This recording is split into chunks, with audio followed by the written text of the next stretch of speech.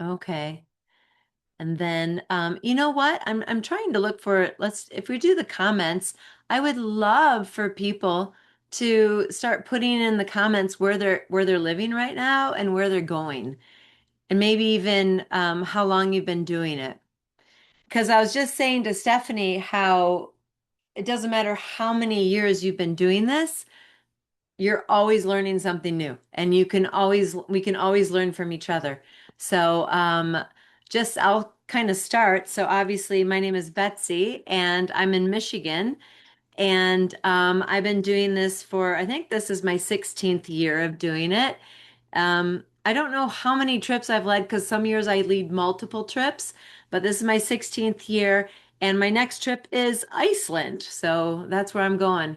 All right, we got somebody in Arkansas, somebody going to Costa Rica. Oh my goodness, Michelle, that is going to be such an amazing trip. That's one of my favorite trips to take with my students. We got Greece and Italy. You can't go wrong with Greece or Italy, can you? And especially in that time of year. So, Ireland, oh wow, from New Jersey. So we're kind of all over the country already. So, oh, we got another Michigan person. This is my first year. I was a chaperone on a prior trip. I live in Hillman, Michigan. We're going to London, Paris, and the Alps with the extension. I don't know where Hillman, Michigan is. I live in Grand Rapids, Michigan. Where's Hillman? Can can Janine tell me where Hillman is? Can you come live, Janine? Maybe not. Well, anyway, thank you so much for coming, you guys. This is great. And I want to respect your time. I know that we as teachers this time of year is so crazy. I don't know about you, but I feel like I have a bazillion things going on at school and my schedule is constantly changing. And I want to respect your time. So I want to be able to start. And at the end, I have I'll have a time for questions, and so we can just kind of discuss openly and offer any other advice. That's the other thing. What I'm about to share with you is what I always do, but that's just me. Like, I know each and every one of you, especially for those of you like Stephanie, we were discussing, you've been doing it for 15 years as well. And so I want to definitely give the opportunity for anyone to share some little tips and tricks that you do. And so feel free to jot them down. And then at the end, we'll have some time to discuss it. Okay? All right. So, for those of you who are just joining, my name is Betsy Rabarsic, and I have been leading trips since 2011. I can't believe how fast the time has gone. And this is one of the greatest blessings that I have had as an educator. I'm a world history teacher, and so for me to make my subject come to life for my students, it is so rewarding. And so, for me to be able to help other teachers do the same and to inspire other teachers to literally make their classrooms come to life and to make their trips be as seamless and easy as possible, that brings me a lot of joy. So, thank you for joining tonight. And today is all about Departure Day. So, I'll go ahead and begin. All right, so I gotta move the screen here, otherwise I can't see what I'm saying. Okay, here we go. So I don't know, I didn't lead a spring break trip. I don't know, maybe some of you led a spring break trip, but I had the option of hosting this webinar for people leading right before spring break or the summer crew. And because of spring break in Michigan, we leave in April, and I know a lot of people leave in March. So I didn't want to deal with the crazy schedule. So I just figured that I would host this now to catch all of the summer travelers. So I leave in July. My group leaves in July. I opted not to do a double bus. I'm actually doing a back-to-back tour. I'm going to Iceland, but I'm doing it twice. And so I will leave with my first group. And then, literally, at the end of that group tour, I'll say goodbye to everyone. And then, as I'm saying goodbye to everyone, my second group is landing. And then I will meet with them and then we'll hit the ground running. So I kind of run a different program. Um, for majority of my career, I would always just take high schoolers and I would not take parents. But now I teach at a private school and I teach fifth and sixth grade. And so, whereas I always used to teach 10th grade world history, and so now I've decided that I won't take students without their parents. So that's one reason why I have the luxury of having people meet me at the destination. So, right before I leave, which actually I'm going to host my very last meeting, and I always call it my Bon Voyage meeting. And so I'm about to have that in 3 weeks, even though we don't leave until July. And so, what I'm going to walk you through are some of the things that I always share with my travelers during that meeting. Okay. So, what we're going to be talking about tonight is preparing students for international travel. And if you take adults, quite often the adults that you're taking, this is their first time abroad as well. So this is useful information for them as well. And then we will be talking about, I'm going to be sharing a lot of key tools and tips and resources. After this whole webinar, I I probably won't be able to get to it tomorrow because I actually have a really crazy day at school tomorrow. But on Friday, I'll send a follow-up email with the link to this recording and then all of the resources that I'm sharing tonight. I will link them and include them in the email so that you'll be able to use them for your upcoming trip as well.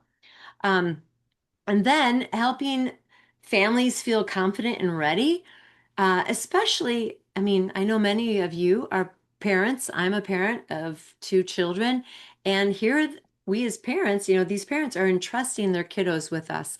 And so we need to make sure that they feel confident in everything that we're doing. And the more organized we are and the more we communicate, the more confidence that they have and they feel good about it. And that's what makes our programs grow, right? If they have confidence and feel, as though that they can trust us, our programs are just going to grow. Like Stephanie, you're a perfect example of that, right? Didn't you say that your very first trip was 6 kids and now your next trip is going to be 78? That is incredible, right? So, the big picture goals, continuing with tonight. Overall, when I think about my departure meeting and my Bon Voyage meeting, I want to make sure that the logistics surrounding the airport is as smooth as possible. When you are traveling as a group of 78, which my largest group has been 65. So Stephanie, you beat me with that. That's incredible. So you really need to be able to hone the skills of logistics and efficiency and all of that when you're navigating the airports. You want to build the students' confidence and their own independence. I mean, we lead these trips for our students so that they get a flavor and a taste of independence. And it all kind of starts at the airport. We definitely want to reduce stress for families and we definitely want to reduce stress for ourselves because we know that this day can be extremely stressful for all of us. So we'll be talking about different things that can alleviate this, along with keep safety and organization as the top priority. Okay. So that kind of gives you an idea. So, the very first thing that I do with my students on that Bon Voyage meeting, you're looking at the cover of one of my brochures or packets that I make for every single traveler. Um, in this particular year, you'll notice that I was going to London, Normandy, Paris, Munich, and Salzburg, and we did a World War II D-Day anniversary tour for the 80th anniversary of D-Day, which was incredible. And I make these day-to-day itineraries because I find that the more you communicate, the less headache it is for you. So the more you communicate on the front end, the less you're trying to, pick up the pieces on the back end. And so I'm going to go over some of the key pages that I always include in my day-to-day itineraries that I give my travelers. And think of this as a point of inspiration. I'm sorry, I can't share this resource with you because it's so custom to my own group, but at least it can give you some points of inspiration and some ideas of what perhaps you should include to make to build that confidence for your students. So, first off, and then in just a moment when I advance the slides, we'll go inside the itinerary handbook in just a moment. But basically, Right off the bat, I literally include a step-by-step airport walkthrough with my students. There is no surprise of how the day is going to flow when we meet at the airport.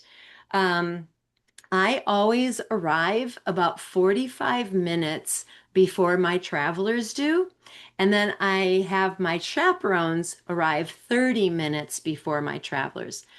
I like to get there 15 minutes before everyone, before anyone else shows up, because I just like to be able to have the calm of the situation and nobody's asking me questions. So when I go there, my first goal is this. I'm going to go straight to the ticket counter and I'm going to say, I'm a group of 65 people. What would you like us to do? I always give the airlines that option. I'll ask them, do you want us to go to the individual kiosks? Or do you want us to do one solid group booking and get all of our boarding tickets with you? And anytime I'm doing this in America, every single airline says, nope, we will have a dedicated agent just for you, and we just want you to come to us. And so it will expedite everything so much easier because we know how glitchy those kiosks can be. And so I usually do that. And at that point, my chaperones, after I've established that protocol, my chaperones arrive 30 minutes beforehand. And I actually have a whole chaperones guide that I'll share with you at the end of this, that all of my chaperones know their explicit details of what they need to do and their responsibilities. But they know straight away that they are going to be standing at posts. So as soon as their travelers come in, they will go straight to the travelers, communicate with them what's going on, and then they will take the passport and then bring the passport up to the agent. Because quite often the agents just literally want to do a set amount of passports at a time. And then they'll give the passports back to me, and then I'll give it to the chaperone, and then they do it. So instead of me being swarmed by 65 people all wanting to check in at once, this is just very efficient. Um, I also include in my handbook the daily schedule overview.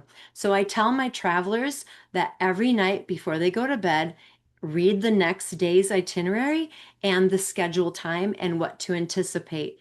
Because I seems like everyone is always asking questions. What's happening tomorrow? Where are we eating? Blah, blah, blah, blah, blah. And I try to um, nip that in the bud by creating my itinerary so that they can just go to the resource. And then also the expectations for each day. If it's a day, so on this particular tour, the one that you're looking at, we went from London, Normandy, Paris, Munich, and Salzburg. And so that right there represented a total of 3 different flights that we had to do. So each day that we had a flight day, I was able to reiterate the protocol for the expectations for the departure day. And so everyone felt very comfortable and I should say well trained on what to expect on that day. It helps students visualize the experience.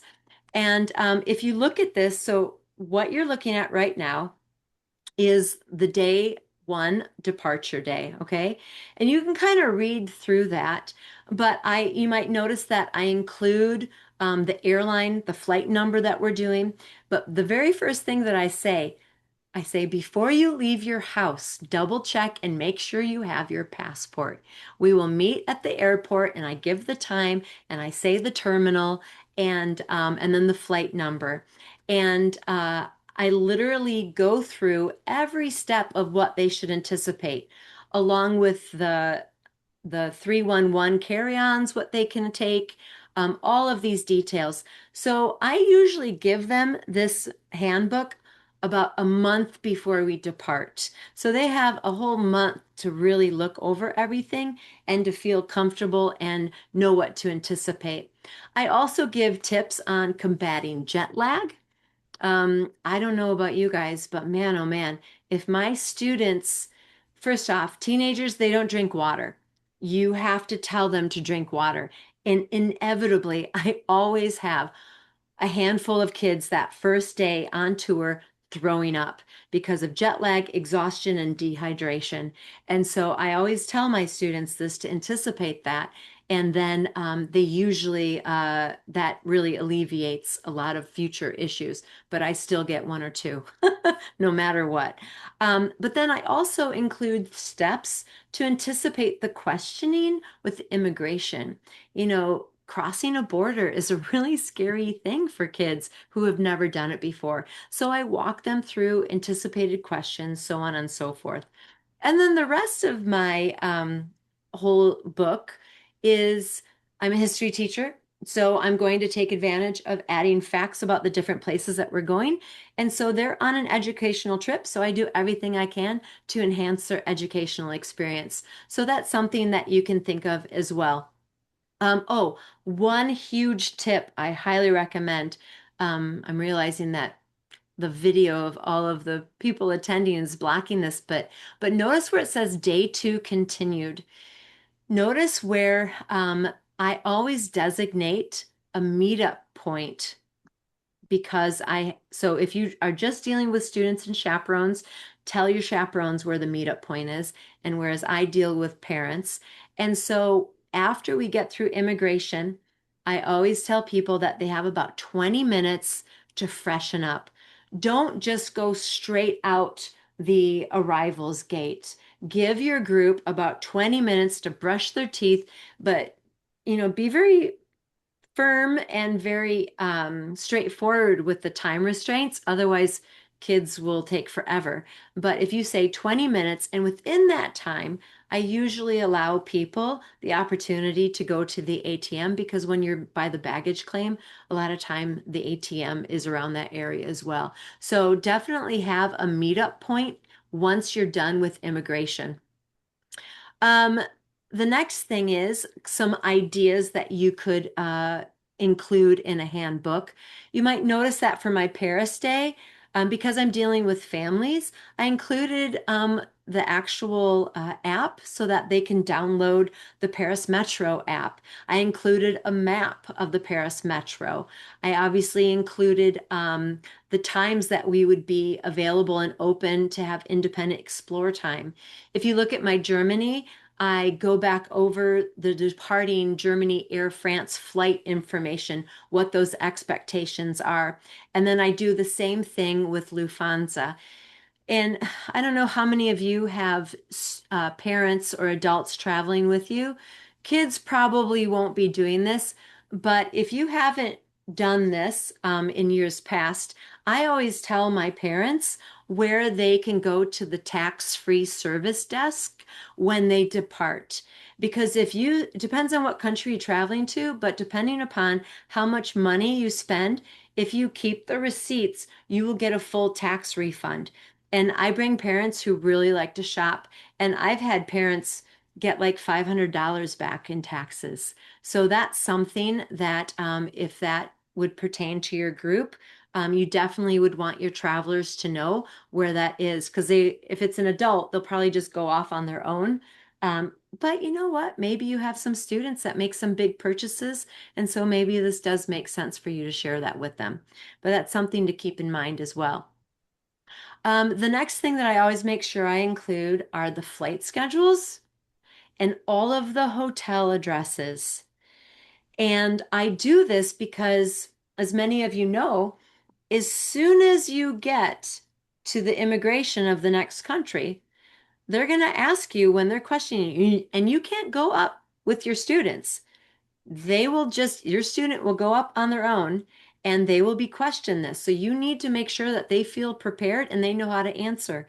And so one of the questions that they will be asked is, what is their location of staying while they're there?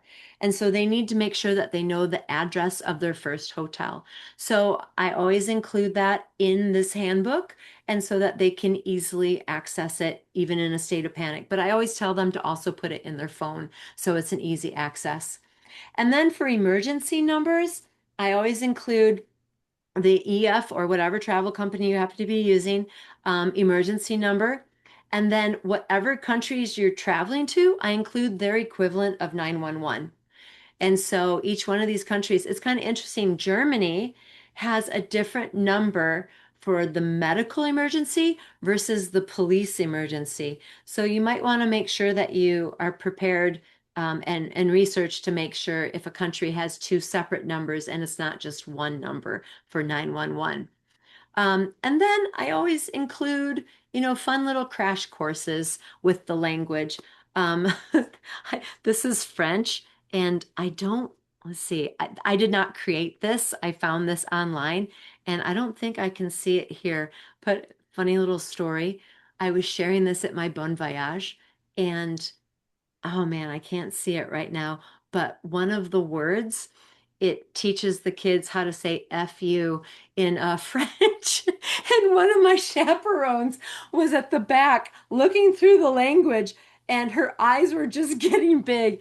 Anyway, fortunately, a lot of parents had a good laugh about it and they forgave me for it. But make sure that that doesn't happen to you. That was an awkward situation I would have liked to have avoided. Anyway, and then the other thing to continue to think about including in your overall packet is military time. I always train my kids on military time. You're not going to be able to go to Europe and be in a train station or even airports and understand what time it is if you don't know your military time. So I always do a little crash course on military time. I also do a little metric and clothing and shoe conversion, and I include that all in their packet so they have an easy resource that they can kind of prepare themselves. And then also, let's see, I feel like I forgot something about this. I felt like there was something about time zones, but I'm not seeing it. But anyway, kids probably don't realize that the rest of the world uses Celsius, right? Or obviously meters as opposed to feet, unless, of course, you're in England. But the military time's a big thing, especially when it comes to plane tickets. People miss flights if they don't know their military time. And then the next thing that I always make sure I include, and I do a very serious debriefing, is pickpocketing. I have been very blessed to have never been pickpocketed, but that's not to say people haven't tried. I remember one time I was in Barcelona, and this was when I was just in college and I was traveling by myself. And I was so paranoid of pickpocketing that I took my debit card and I always wore it inside my shoe. And so this one time I took my debit card, I withdrew money, and I knew there were too many people around. So I didn't want to put it back in my shoe just then. So I just kind of tucked it in the top pocket of my shirt and along with the cash. And my friend and I start walking away, and all of a sudden, we start hearing this noise, just this clatter, this cacophony. And it's all of these Roma women completely surrounding me. And I would say at least a dozen Roma women. And they were just making this clucking sound. And this one woman had a geranium and she was trying to put it right in my pocket. And with all of this chaos, I was so taken aback by what was going on. For a quick moment, I looked down and I noticed that as she was putting the flower in my pocket, she was actually taking my money and credit card out of my pocket. And so at that moment, like things clicked and I realized what was happening. And so I took that old woman. Actually, she was an old woman. I regret that, but it is what it is. And I take that woman and I just shoved her back and she goes flying, but it saved myself being pickpocketed. So every single time you travel to Europe, there's a whole new gimmick that is being used. When you're in Italy, you're going to see street vendors with art on the floor, on the ground, and they're going to put it strategically so you step on it and they will cause a commotion and you're so confused and they're demanding money because you just stepped on their art and all the while you're being pickpocketed by their accomplice. If you're in front of Notre Dame, you're going to have Roma women come up to you with clipboards asking you to sign a petition, and they get right in your face. And you're confused and you're being pickpocketed. And so these are just some of the examples. And so the more you train your students to be street savvy, the safer they're going to be. And I'm proud to say that out of all of my 15 plus years of traveling with my students, I've never had a single kid be pickpocketed because I'm so adamant with training them and to be prepared. So that's something that you should think about as well. All right. So then the next thing, I always include a travel journal. And it's really simple. I just go into Canva and I just create one page and then just duplicate it. But then I include that at the back of my actual handbook. And and so this is something that I just really encourage writing and documenting the students' experiences because I know that for all of the trips that I've been on in my own life, I so value and cherish the opportunity of being able to go back and read. Okay. So that is my overall handbook that I make sure that all of my students have at my Bon Voyage meeting. Okay. So here are some other resources that you will want to include. So what you're looking at right here, I will be providing you a copy of this. This is a very simple and consolidated departure day checklist that's super easy for your travelers to follow. So these are the different things that will prepare them. So you might notice that for the immigration, I actually include the different questions because they will be asked, what is your profession? They need to say student, reason for travel, tourist, so on and so forth. Um, and so I will be including that in my follow-up email. And so make sure that all of your travelers, if you haven't already, make sure that all of them know that their passport is valid 6 months. Some countries say 3 months, but some say six. And I think it's always better to err on the side of caution. So I always make sure that my traveler's passport is good 6 months out beyond the date of return to the United States. Um, Organize their boarding passes and travel documents. Make sure that your students have a designated location where they always have their passport and their money and their boarding pass. They're not just randomly panicking and putting things in different pockets. It's always in an expected, known place. And then prepare students for the airport flow, and that's specifically the check-in and then, of course, TSA. I don't know about you guys, but early on in my trips, I had a lot of students where it was their first time ever being in an airport. And so we live in such a day and age where I take for granted that everyone travels, but there's still people who don't. And so it's a culture in and of itself that kids, if they aren't familiar with it, it's really up to us to prepare them for that. And so part of that is the passport. Oh, you might notice that says #1 passport. I always make sure that I have 3 copies of the passport. I keep a copy, the kid has a copy, and then a copy stays home. Um, and then obviously the airport security, what to anticipate. And I don't know if you guys have noticed this, but I find that depending upon what airport, that is even changing. Like in my local airport, I don't have to remove my plastic bag anymore. And so no matter what, you're going to encounter some places that do require it. So I would just default to it. But, it's easier to have it set up than not. Excuse me.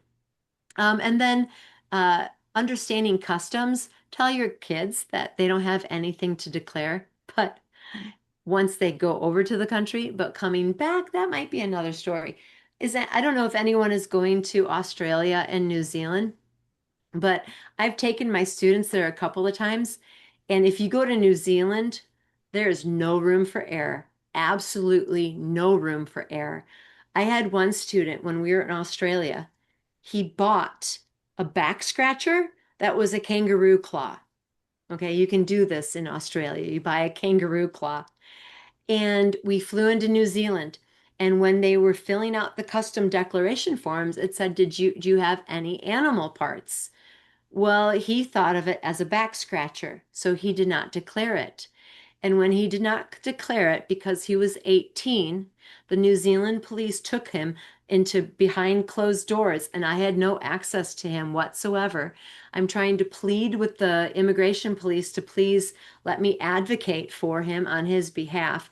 It was a huge ordeal, They were threatening to fine him 2,000 New Zealand dollars. And I was able to negotiate and kind of plead the kid's ignorance. And ultimately, his final punishment, he didn't have to pay, but he was given an official letter from the country, from the government of New Zealand, that he was banned from the country for 5 years.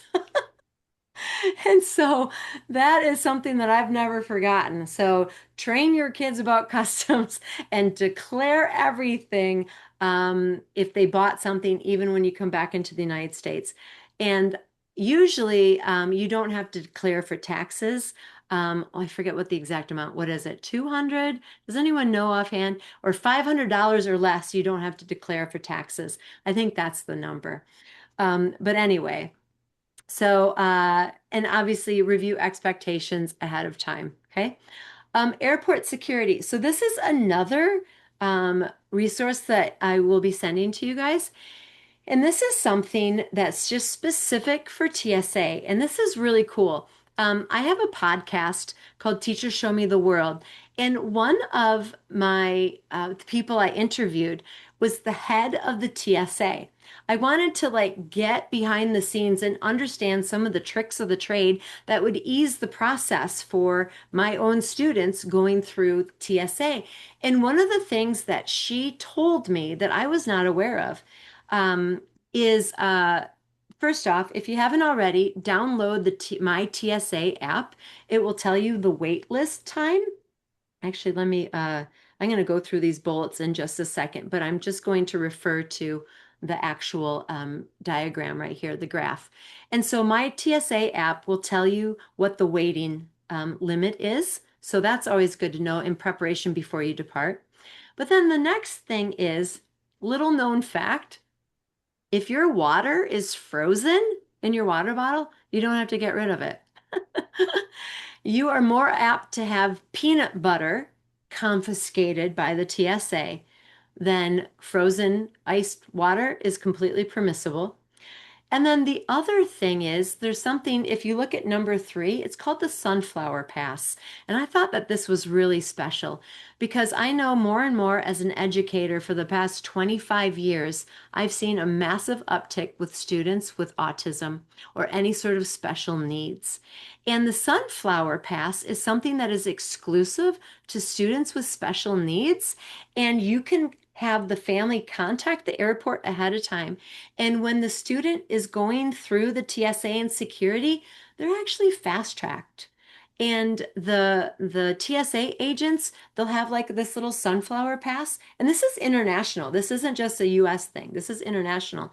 And they're going to show that child more grace. They're not going to, the child is going to be able to go through the whole process more easily with a lot less stress. And any sensory issues, they won't be, frisking the child. And so this is something that I thought that was incredibly valuable that I don't think is known to the average person. I didn't know about it until I interviewed the TSA woman. And then the other thing is the parent gate pass. I did not know about this. You can actually, if you have a student who's nervous about this whole trip, and or maybe the parent is nervous about a whole trip, they can actually get this parent gate pass and escort the child to the gate. And that is something that's pretty cool as well, which I did not know about at all.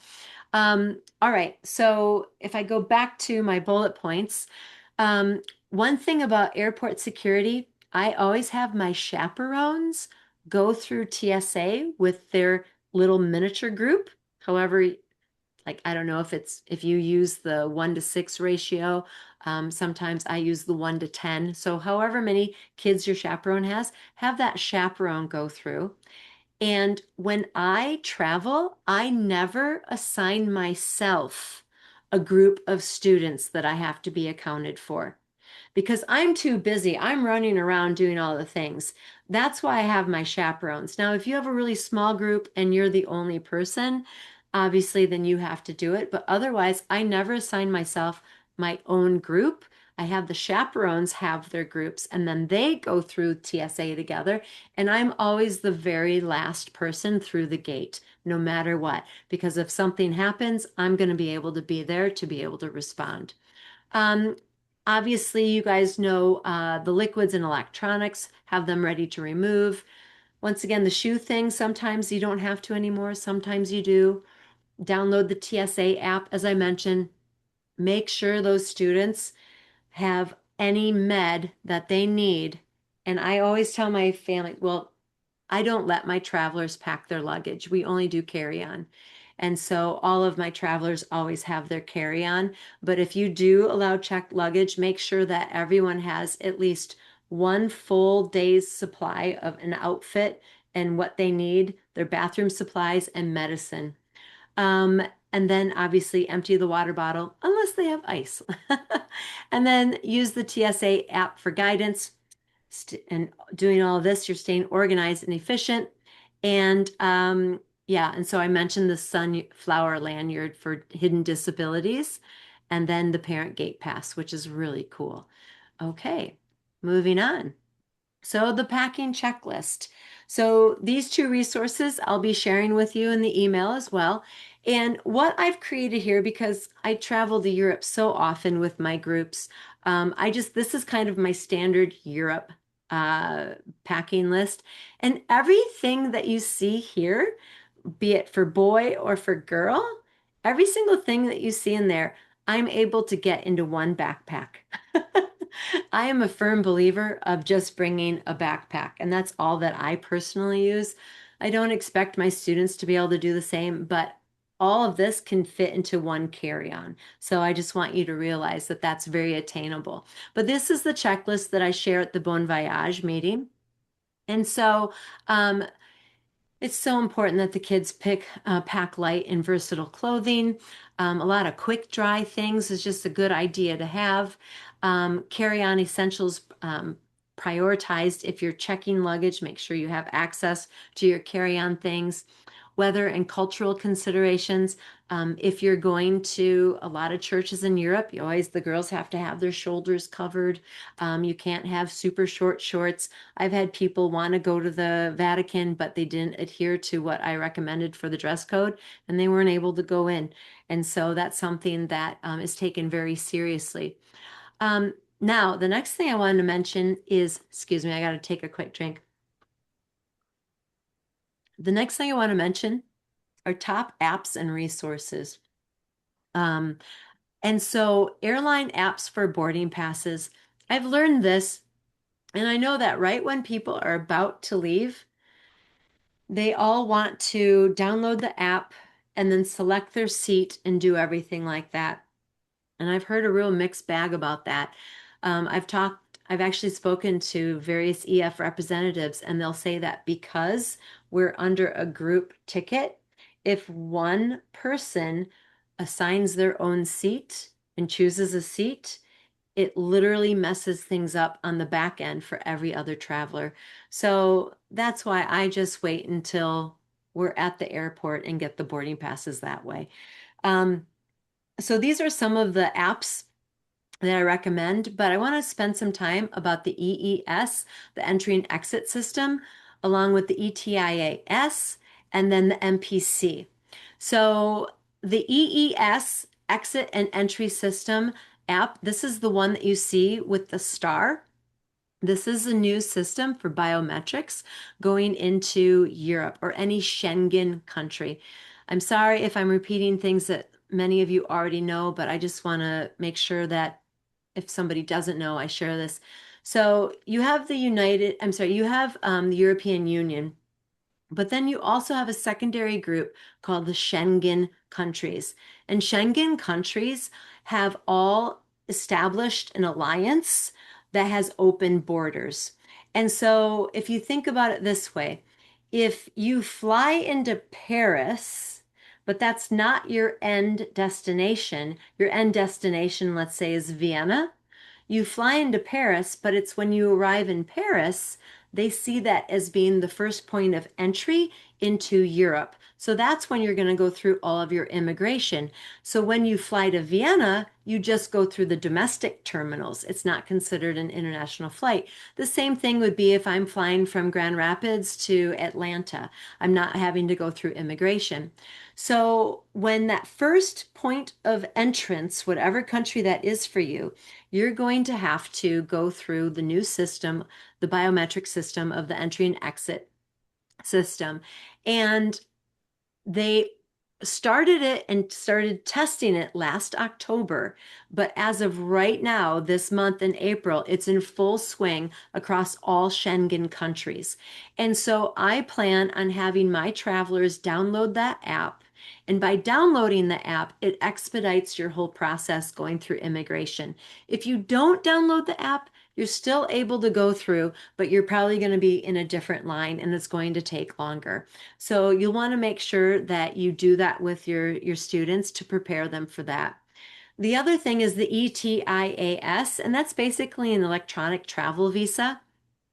And just a little tip, I've been to a lot of different countries that require visas. And I know that a lot of travel companies, they will recommend you getting your visa through a third party company like Sherpa. That is just overcharging you and it's ripping you off. Don't do that to your travelers. Just go directly to the government site of the country you're going to, and they always have apps. I just did that in Australia and New Zealand last summer. I also did that I went to Zimbabwe last summer too. And so I was able to do everything directly through the government site, and I paid a minimal amount compared to what the third party wanted to charge me and my travelers.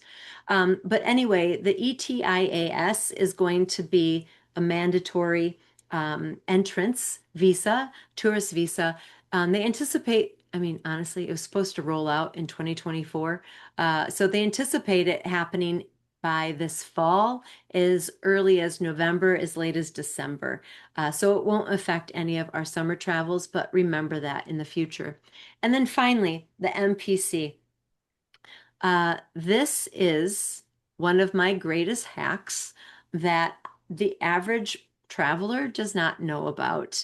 When you're re-entering the United States, I'll never forget, I was standing in line. I was in Atlanta, and it was this massive line. And I noticed people just holding up their phone when they'd see an immigration officer, trying to do traffic and crowd control, and they just hold up their phone. And then the person would direct them in a different way. And I'm like, what do they know that I don't know? And so I went right to the person. I said, what are they doing? And how are they able to get through the line so fast? And so this woman told me about the mobile passport control. And that was, oh, I don't know, probably about 4 years ago that I learned about that. And this past summer, we were coming through LAX, and my entire group had the mobile passport control app. And we got through LAX's immigration in probably no more than 10 minutes, whereas everyone else was in these super long lines. So it's a huge hack, and it's free, and it's a great thing, and it really does make the lines go faster. All right. Now, what I have, and this is something I'll also be sharing with you, this is something that I give my travelers as well, and this is what I feel are some of my all-time favorite travel apps.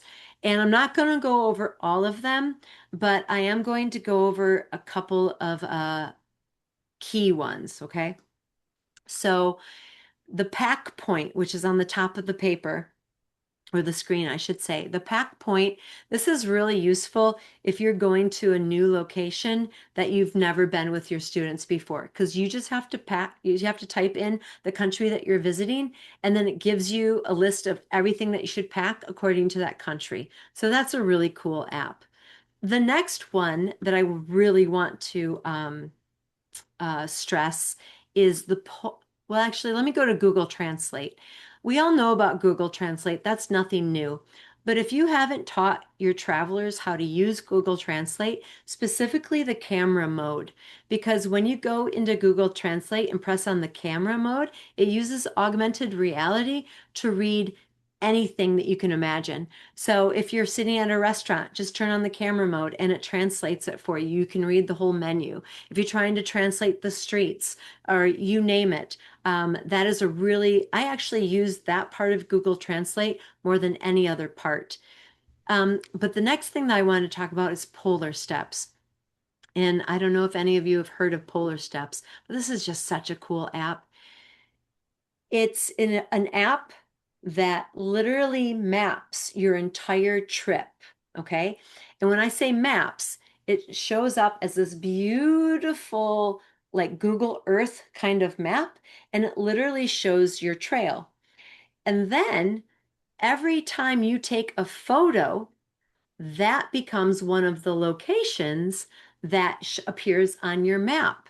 And so you literally, if you've never heard of it, download it tonight. It's free. It's incredible. And it's so cool. And it literally stores all of your photos based upon the location that you went to. And so when you click on, say, Paris, all of your Paris pictures show up.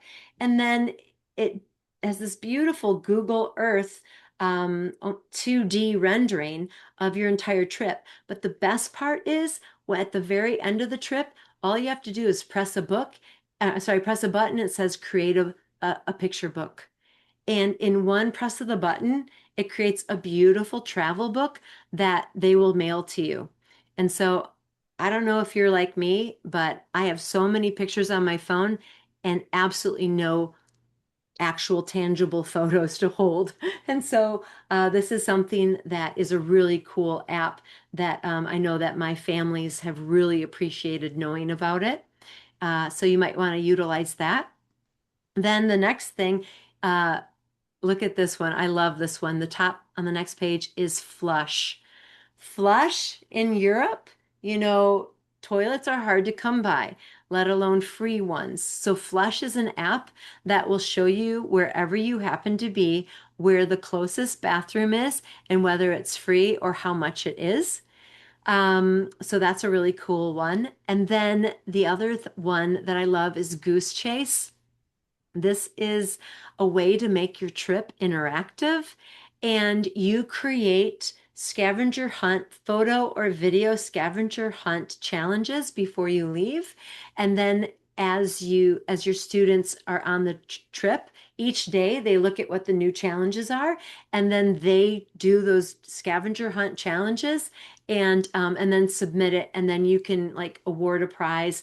I think for that World War II trip that I did in 2024, I treated the winners to ice cream or something like that. And so that's a really fun, interactive way to get your kids more engaged and out of their comfort zones when they're traveling.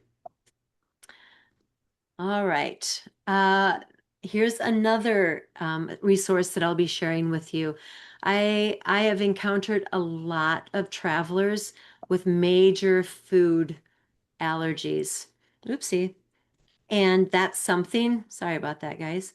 That's something that fortunately I've never had a medical emergency with a food allergy on tour, but nearly. So I always include this resource for my travelers that gives them the best options out there for allergy apps and gluten-free, all of those sorts of things.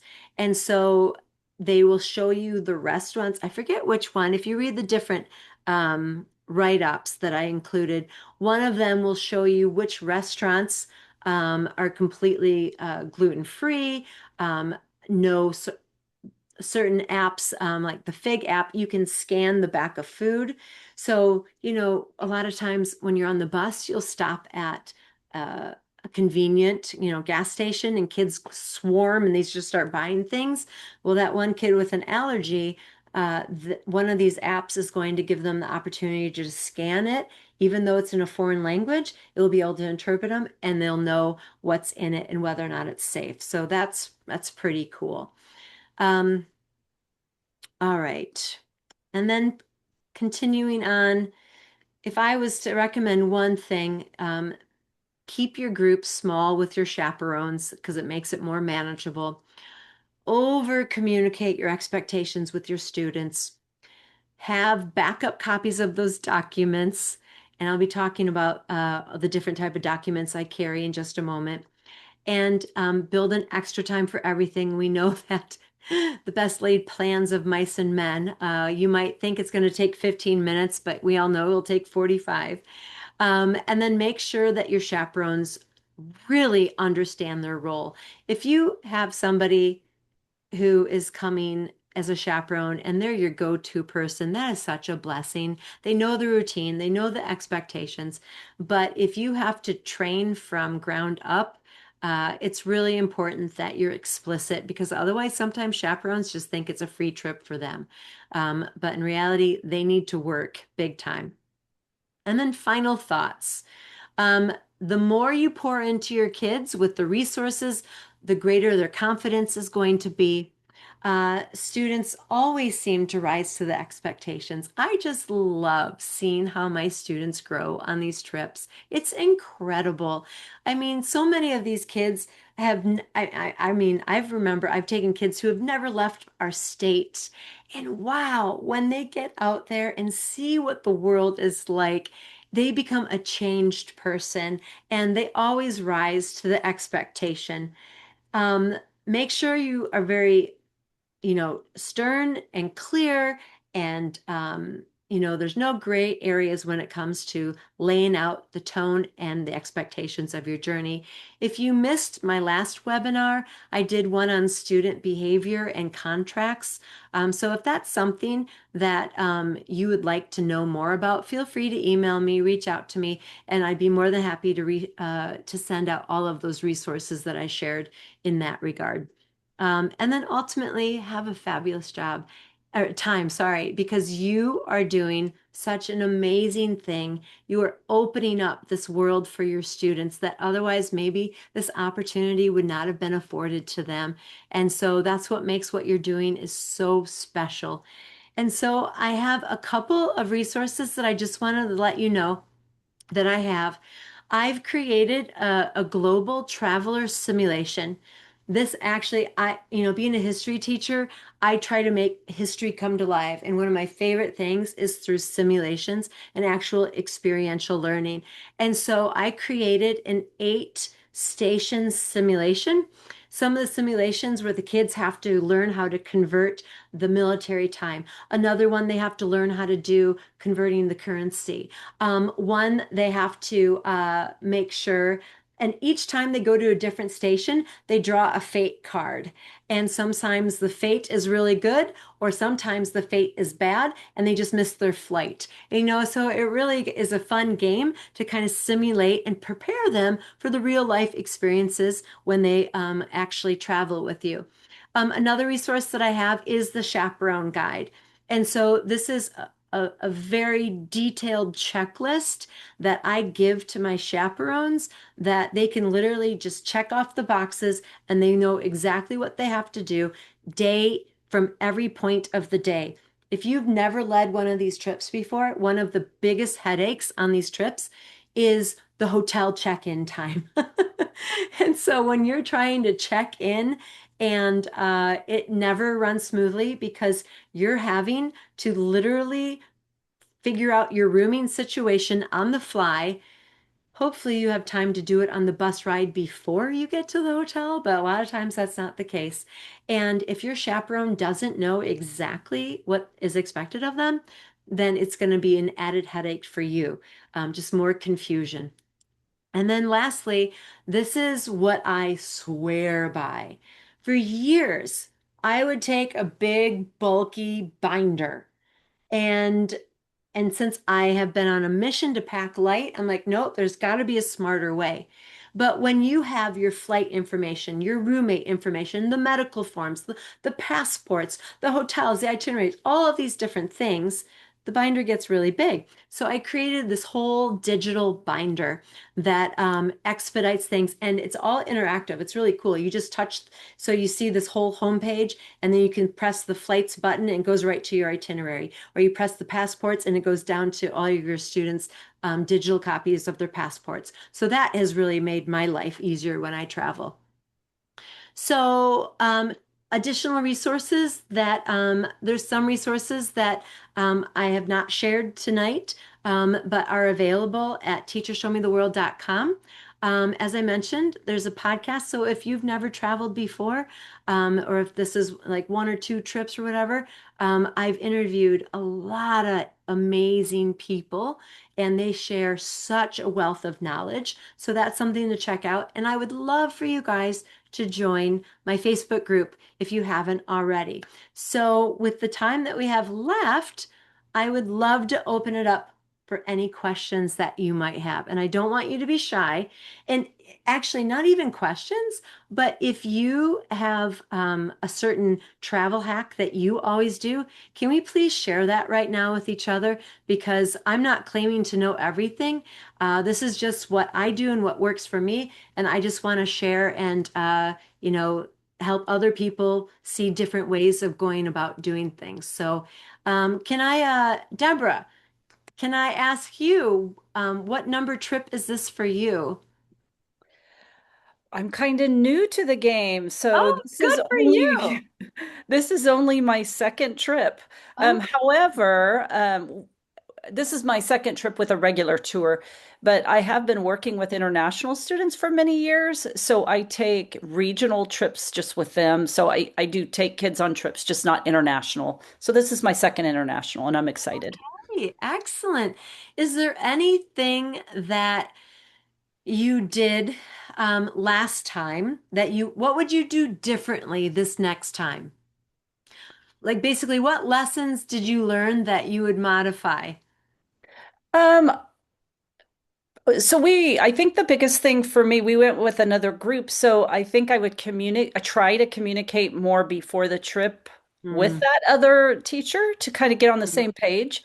It Yeah. all went fine, don't get me wrong. But I think it would have been just kind of nice to talk beforehand. Yeah. So that was just something. My trip actually went really good, so I can't think of Okay. anything that didn't work out necessarily. Okay. Excellent. Excellent. Any other veterans like to offer some advice? Stephanie, would you? I mean, you're about to take 78 people. Um, you just have to be adaptable and go with the flow. You know that not any trip is going to be absolutely perfect. So you just have to learn that things are going to happen and you just have to go with the flow with everything. And that's what I tell my students too. You just have to roll with the punches and you'll have a better time than if you have a set expectations about things. Yeah. I always tell my travelers that you cannot be a traveler and not be flexible. You have to be flexible. Otherwise, you're setting yourself up to be disappointed one way or another. And no matter what, you know, even if I always like to say, if you're lost, there's no such thing as being lost. You're just temporarily delayed. And so it's always kind of been my mantra when I travel in general. Maybe I'm not lost, but there might be something that is a bit of a bump in the road that I wasn't anticipating. But it's all par for the course. You learn from it, you laugh about it. I mean, laughter doeth good like a medicine. If you can't laugh about it now, if you know you can laugh about it later, you can laugh about it now. So that's something that is definitely smoothed over a lot of rocky roads for me over the years. Jennifer, I see you popping up. How many trips have you led, and where are you about to go, and any advice that you'd like to share? So this summer I'll be going to Barcelona, Zaragoza, and Madrid.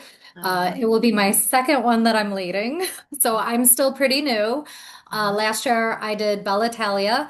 While I had a family of four, I was technically on my first trip ever and leading as a group leader, and I had no chaperones. So How um, many people did you have on the trip? so there was only 11 of us, so at least like that Okay. worked like Yeah. and it was kind of nice because the family of four, it was two other adults, but it was still like, my first time, it would have been nice to have that. 2027, I'm leading going to England. I only have a group of like 7. I couldn't get a lot for that. And I'm about to launch 2028 to Amsterdam, Belgium, and Paris with Versailles. So I'm hoping that one goes well. Um, so I'm still a newbie. I totally agree with the flexibility.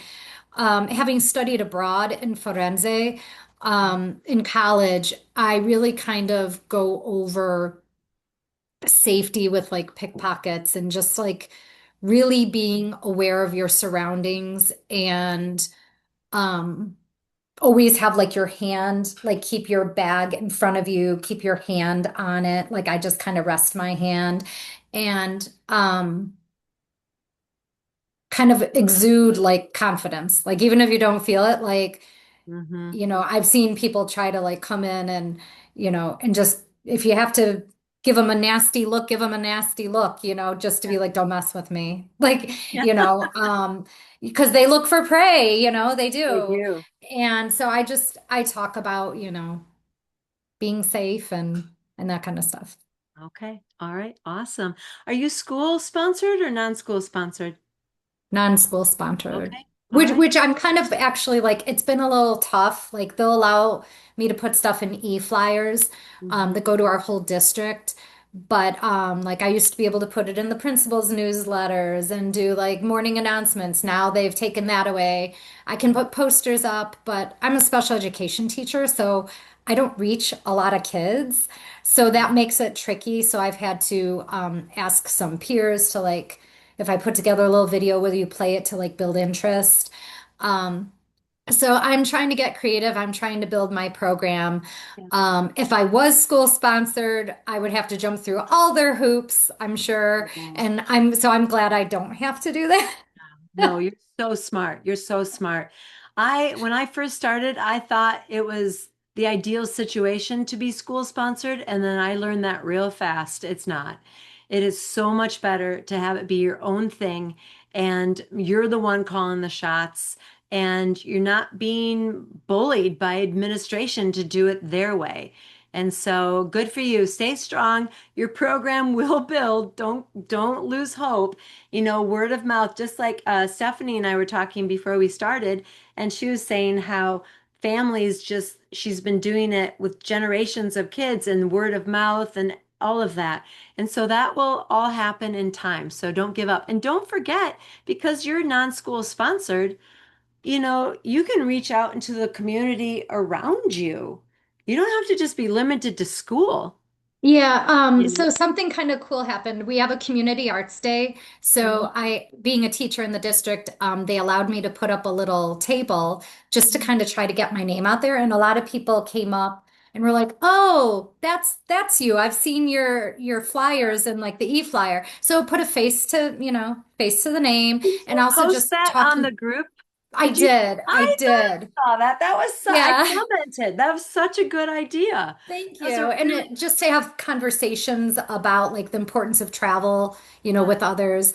Um, but then like I had kind of a couple neat things happen. So I had a student last year. She's going on the Spain trip this year. She went back to a private school. I work in a public school. And so she's like, "Can I still go?" I said, "Of course you can still go."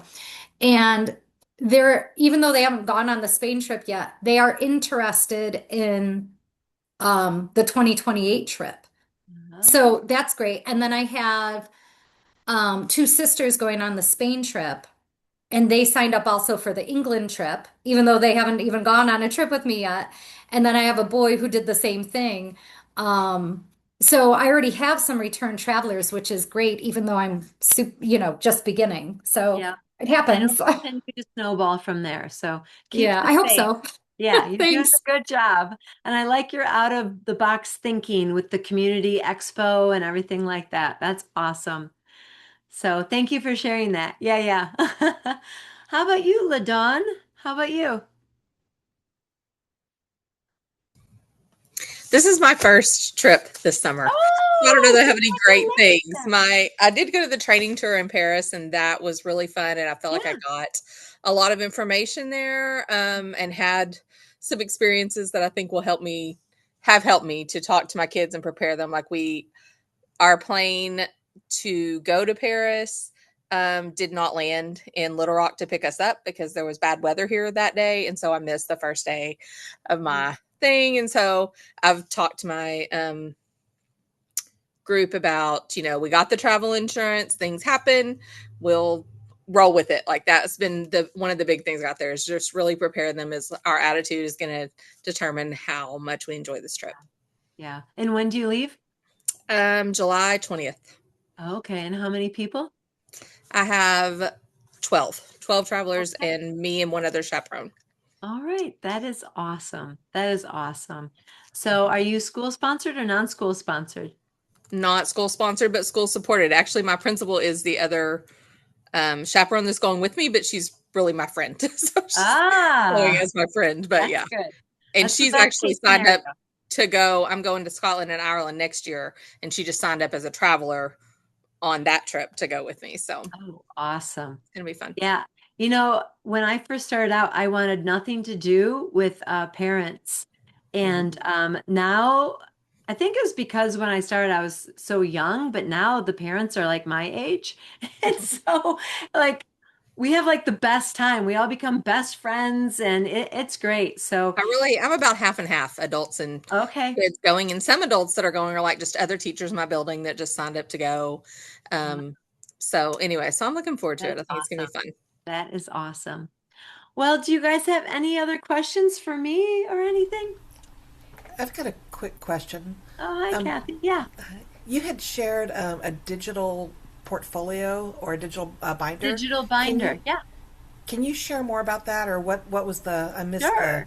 Sure. information about how to find that because So, that looked well, I'm going fabulous. to be sending a follow-up email. I'll be honest with you, I'm not going to do it tonight, and tomorrow is too crazy for me. So I'll send it out Friday after school. And but I realized that I was just inundated with this massive binder that could literally take out a small animal. And so I didn't want to carry it anymore. So I'm like, okay, I got to be smart with this. What are things that I always include in my binder? And then I'll make a digital binder of it. And so I created everything that I would need. So the medical forms, the hotel information. And so basically, it's formatted as a home page, a digital home page, and then I hyperlinked everything. So just you push the button, and then it immediately takes you to your hotel information in your digital binder. Or you click on the flights, and it immediately takes you to your flights. Now, mind you, I always have to upload the paper copy, right? But then put it into my actual binder. And then I just keep it on my Google Drive and I have it downloaded so that if I don't have Wi-Fi, I still have access to the information. And it saved me just a couple summers ago. When you take your students to the Louvre, for those of you going to Paris, the Louvre is free for minors. I don't think people know this. The average person doesn't realize this. And so EF makes it sound like they're not paying money to get your students inside there, but your students do have to prove that they are a minor. So they have to have their passport with them or some sort of official identification. And I had forgotten that rather significant part. And so my group of 54 people, a lot of them were adults, but still, probably about two-thirds of them were the kids, were all in line and security saying, "Where's your passport? Where's your passport?" And we left them all back at the hotel. And so my digital binder, I'm like, oh, wait, here we go. And I just was able to have everything organized right at the fingertip, and it was perfect. And so it wasn't an issue at all. Everyone got in. Yeah. So it's just a way that I'm able to organize everything that I need and use while I'm on tour, especially roommate situations. One thing that I created, you can have so many different variables when you have roommates. or like my chaperone list. I have my chaperone groups, but roommates. So I have like pages of if there's a doubles situation or if there's a triples or a quad, what will those different variables be? And then I can just literally type the names of the students in, and then I have all these different variables and variations. And your TD while on tour, they're going to ask you every single new hotel.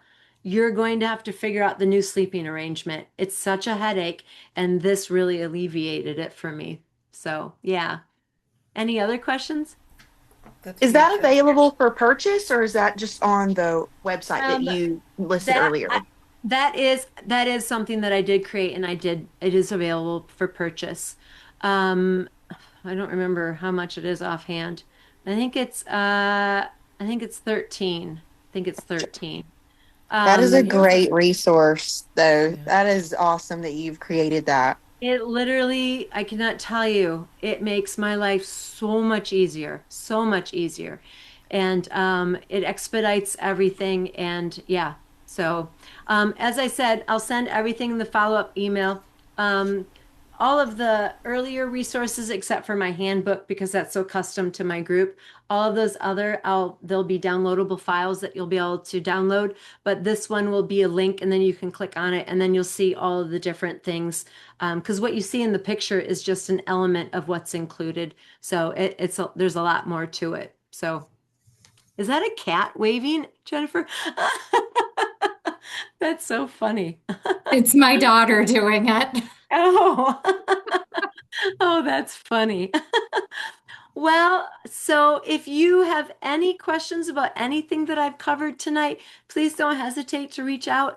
And I would be more than happy to even talk one-on-one if you have any more questions, because I realize that we don't have a true like community, and I want to build a community for us to be able to support each other. You mentioned how you just were in Paris, LaDawn, for your training.